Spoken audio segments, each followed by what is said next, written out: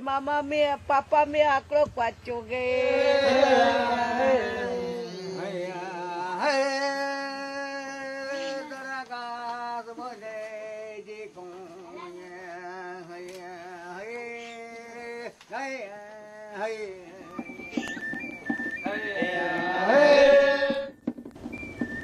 En Costa Rica, cuando se habla de indígenas, siempre se dice que son muy pocos y que viven en las regiones más alejadas. Pero cuando nos adentramos en el tema, la primera sorpresa que nos llevamos es saber que esta población es mayor de lo que históricamente nos han dicho, y además que viven a lo largo y ancho del país.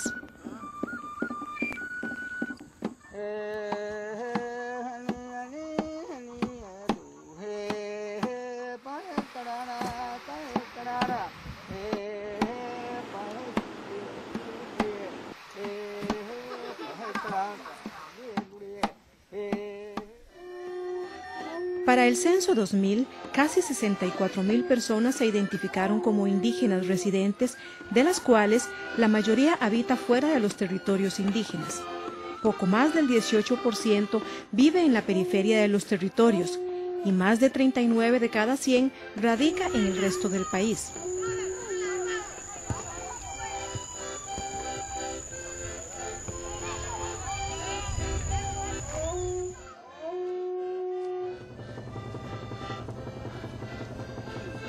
Tenemos 8 etnias o pueblos indígenas, agrupados en 24 territorios.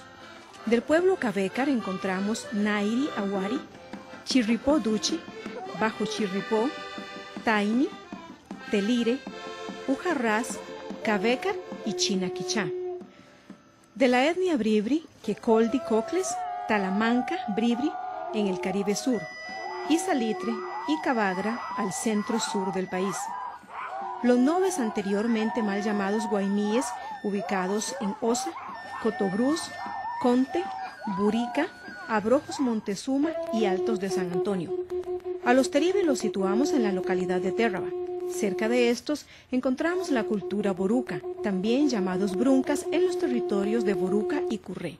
Más hacia el norte del país localizamos 2 etnias, los Chorotega en Matambú y Guatuso del pueblo Maleco.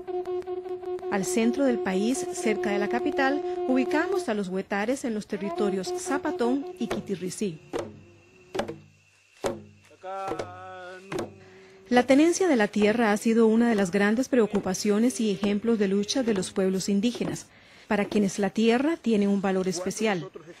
Sin tierra no hay cultura, no hay vida. Nosotros lo que hacemos es que extraemos lo que necesitamos, no cortamos la planta ni la arrancamos, simplemente se trae y es lo que voy a necesitar para curar las enfermedades. Los territorios indígenas suman 335.000 hectáreas, correspondientes al 6,5% del suelo costarricense. Pero en zonas decretadas por ley como propiedad indígena e inalienables, los pobladores no indígenas superan en más de la mitad a los indígenas. En Quecoldi, Boruca, Guatuso y Térraba, más de la mitad de la población no es indígena, mientras que en Zapatón la situación es alarmante. Un 88,4% de los habitantes en este territorio son personas no indígenas. ¿Listo? Pesado, ¿eh? Pesado. Pesado, ¿eh?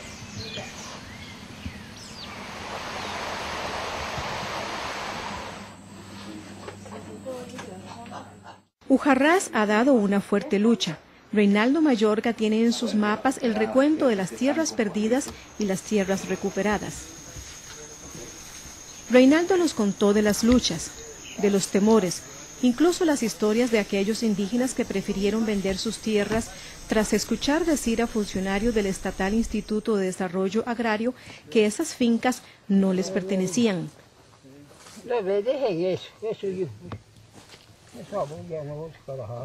De que nosotros pues estamos contentos, amamos la naturaleza, queremos las quebradas, los ríos, lo que sea, lo estimamos mucho, lo queremos pues, porque sabemos que esa es nuestra vida, de ella dependemos. Son 40 los años de lucha por las tierras, pero no importan los años, tampoco las derrotas en los tribunales. una y otra vez retoman la defensa de sus tierras, porque sin ellas la vida no existe. Esa visión de mundo del medio ambiente nace junto con las raíces de los pueblos indígenas. Cristino Lázaro recuerda los años en que la construcción de la carretera costanera sur dejó sin trabajo a sus iguales, de cómo el bosque se dio al paso de las máquinas y cómo los animales dejaron de verse por estas regiones. Su amor por la naturaleza lo llevó a enfrentar situaciones difíciles, incluso con gente de la suya. Pero todo vale la pena. Su instintivo modelo resultó en lo que hoy día se llaman los consejos de vigilancia de los recursos naturales, covirenas, que se han multiplicado entre distintos territorios. ¿Cómo era nuestro pasado? ¿Cómo se manejaba antes? ¿Y cómo dice la ley indígena? Sí, pero al dedillo. ¿Y cómo se maneja la constitución política? Y se maneja la ley de todo lo que encierra la defensa y protección del ambiente. Probablemente ya entramos en acción para defender nuestros derechos y nuestro adversario va a tener que aceptar ese reto. La riqueza natural y escénica de los territorios indígenas contrasta con la pobreza y condiciones de vida de una mayoría de las personas indígenas.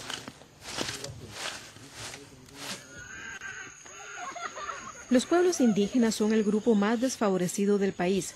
Los índices de pobreza entre estas poblaciones son los más altos y disminuyen más lentamente de lo que se quisiera. Ser indígena en este país aumenta la probabilidad de ser pobre. Las mujeres, los niños, niñas y adolescentes de estas etnias continúan teniendo menor acceso a servicios básicos de salud. La mortalidad materna, los partos y la cobertura de vacunas son sistemáticamente peores que entre otras regiones del país. Entre los más pequeños encontramos una alta tasa de desnutrición. Y las condiciones de las viviendas están lejos de darles espacio apropiado para su desarrollo.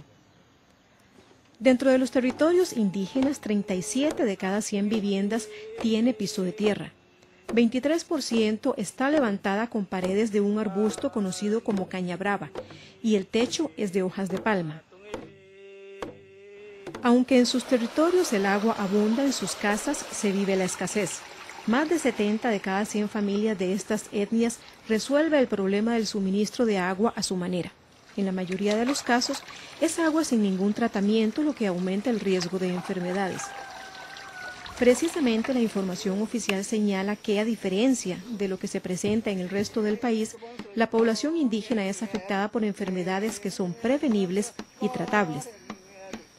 Datos oficiales indican que más del 66% de enfermedades registradas entre las poblaciones indígenas, localizadas hacia el sur, en el Caribe, fueron prevenibles, mientras que en los territorios Brunca ese dato fue del 40%. Solamente en el área de salud de Talamanca se reportan 14 defunciones a causa de enfermedades prevenibles.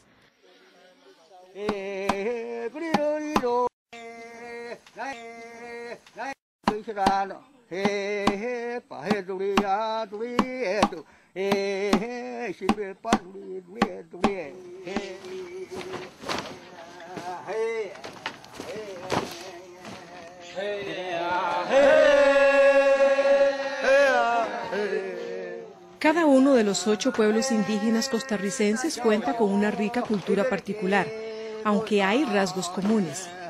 El 58% de esta población mantiene la utilización de su idioma.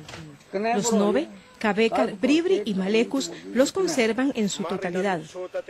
Sin embargo, en la mayoría de las alejadas escuelas de los 24 territorios, los niños y jóvenes se enfrentan a maestros ajenos a su cultura. Nosotros venimos acá a enseñarles a trabajar programas en español, cuando eso es una injusticia, es una flagrante violación a sus derechos. En medio de las imposiciones, las etnias indígenas han logrado mantener muchas de sus manifestaciones culturales. Los cantos del Caribe Sur en Talamanca, el baile de los diablitos en el sur central, el ritual de la muerte en el norte, Desde la llegada de los conquistadores hace más de 500 años hasta nuestros días, las etnias indígenas han estado gobernadas desde afuera. Se les impuso un sistema educativo, han sido marginados y excluidos del desarrollo, se les ha violentado su derecho a la autodeterminación. Por eso, los líderes actuales del movimiento indígena costarricense han resuelto luchar por la ratificación de una ley que les permitiría acceder a la ruta del desarrollo en respeto a su cosmovisión y su cultura. Que no se entiende por autonomía, no se entiende como una decisión del Estado, no se entiende como una división territorial independentista de los conceptos estos colonialistas, no. Se entiende simplemente como el ejercicio de la libertad, de la democracia, de la participación social de los pueblos en la administración de sus propios recursos, en la administración de sus propias costumbres, en el ejercicio de esas costumbres y en el gobierno propio. La autonomía se ha convertido en la gran lucha de las comunidades indígenas. Implica el reconocimiento de derechos políticos y culturales, el reconocimiento y recuperación de su identidad étnica, de sus derechos humanos.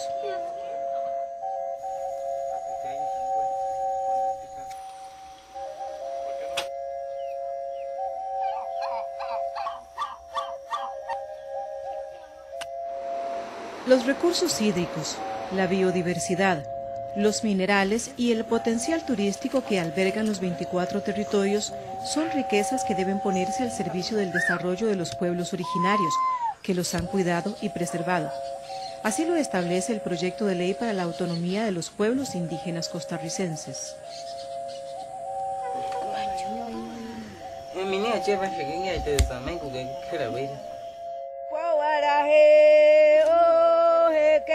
Guaraje,